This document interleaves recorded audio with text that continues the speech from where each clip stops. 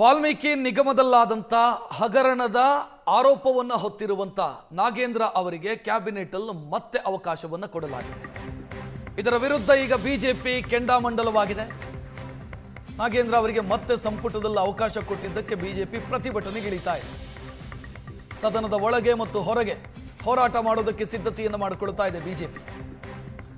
ವಾಲ್ಮೀಕಿ ನಿಗಮದ ಅಕ್ರಮದಲ್ಲಿ ನಾಗೇಂದ್ರ ಅವರ ಪಾತ್ರ ಇದೆ ಅನ್ನೋ ಆರೋಪಕ್ಕೆ ಏನು ಕೇಳಿ ಬಂದಿತ್ತು. ತನಿಖೆಯಾಗಿತ್ತು, ಇಡಿ ತನಿಖೆಯಾಗಿದೆ, ಚಾರ್ಜ್ ಶೀಟ್ ಆಗಿದೆ. ಜೈಲಲ್ಲಿದ್ದರು ನಾಗೇಂದ್ರ, ಅನಂತರ ಬೇಲ್ನಿಂದ ಆಚೆ ಬಂದರು. ಅವರಿಗೆ ಈಗ ಅವಕಾಶವನ್ನು ಕೊಟ್ಟಿರೋದು ಸರಿನಾ ಅಂತ ಬಿಜೆಪಿ ಕೇಳ್ತಾ ಇದೆ.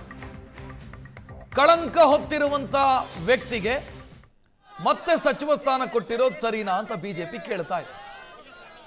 ಕರ್ನಾಟಕದಲ್ಲಿ ಸಿಐಡಿ ತನಿಖೆಯಲ್ಲಿ ಕ್ಲೀನ್ ಚಿಟ್ ಸಿಕ್ಕಿದೆ, ಆದರೆ ಇಡಿ ಚಾರ್ಜ್ ಶೀಟ್ ಮಾಡಿದೆ ನಾಗೇಂದ್ರ ಅವರ ಪಾತ್ರದ ಬಗ್ಗೆ. ಈಗ ಅದೇ ವಿಚಾರವನ್ನು ಮುಂದಿಟ್ಟು ಬಿಜೆಪಿ ಹೋರಾಟಕ್ಕೆ ಯೋಚನೆ ಮಾಡಿದೆ.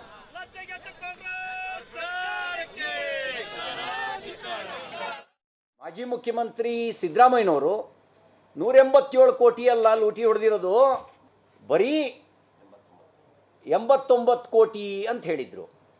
ಅಂದರೆ ಸದನದಲ್ಲಿ ಒಪ್ಕೊಂಡಿದ್ರು, ಯಾರ ಮೇಲೆ ಚಾರ್ಜ್ ಶೀಟ್ ಆಗತ್ತೆ ಅವ್ರನ್ನ ಸಚಿವ ಸಂಪುಟಕ್ಕೆ ತಗೊಳ್ಳೋದ್ರ ಮೂಲಕ ಇಡೀ ಕಾಂಗ್ರೆಸ್ ಪಾರ್ಟಿ ಭ್ರಷ್ಟಾಚಾರಕ್ಕೆ ಸಮರ್ಥನೆ ಕೊಟ್ಟಿದೆ. SC/ST ಸಮುದಾಯಕ್ಕೆ ದ್ರೋಹ ಬಗೆದಿದೆ.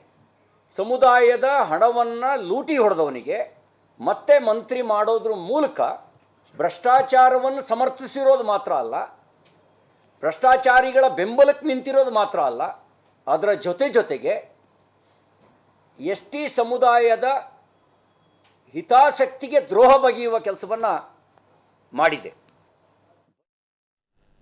ಬಿಜೆಪಿ ಹೋರಾಟಕ್ಕೆ ಯೋಚನೆ ಮಾಡ್ತಾ ಇದೆ. ಕೋರ್ಟ್ನಲ್ಲೂ ಕೂಡ ಸಚಿವ ನಾಗೇಂದ್ರ ಅವರಿಗೆ ಹಿನ್ನಡೆಯಾಗಿದೆ. ದೆಹಲಿಗೆ ಹೋಗೋದಕ್ಕೆ ಅವಕಾಶ ಕೇಳಿ ಅವರು ಅರ್ಜಿ ಸಲ್ಲಿಸಿದ್ರು. ಅಂದ್ರೆ ಬೇಲ್ ಕಂಡೀಷನ್ನಲ್ಲಿ ವಿನಾಯಿತಿ ಕೊಡಿ, ಷರತ್ತುಗಳಲ್ಲಿ ವಿನಾಯಿತಿ ಕೊಡಿ ಅಂತ ಅವರು ಕೇಳಿಕೊಂಡಿದ್ರು, ಸಡಿಲಿಕೆ ಕೇಳಿದ್ರು. ಆದರೆ ನ್ಯಾಯಾಲಯ ನಿರಾಕರಿಸಿದೆ.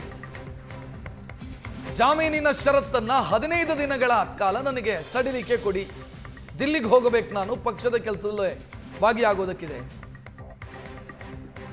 ಕೋರ್ಟು ಅದಕ್ಕೆ ಅವಕಾಶ ಕೊಟ್ಟಿಲ್ಲ. ಇದಕ್ಕೆ ಇಡಿ ಪರ ವಕೀಲರು ಆಕ್ಷೇಪಣೆಯನ್ನು ಸಲ್ಲಿಸಿದ್ರು. ಇಡಿ ವಕೀಲರ ಆಕ್ಷೇಪಣೆಯನ್ನ ಮಾನ್ಯ ಮಾಡಿದಂತ ನ್ಯಾಯಾಲಯ ಷರತ್ತುಗಳ ಸಡಿಲಿಕೆ ಮಾಡೋದಕ್ಕೆ ಒಪ್ಪಿಲ್ಲ. ನಾಗೇಂದ್ರ ಅವರಿಗೆ ಬೇಲ್ ಕಂಡೀಷನ್ ಅಲ್ಲಿ ಯಾವುದೇ ವಿನಾಯಿತಿ ಸಿಕ್ಕಿಲ್ಲ.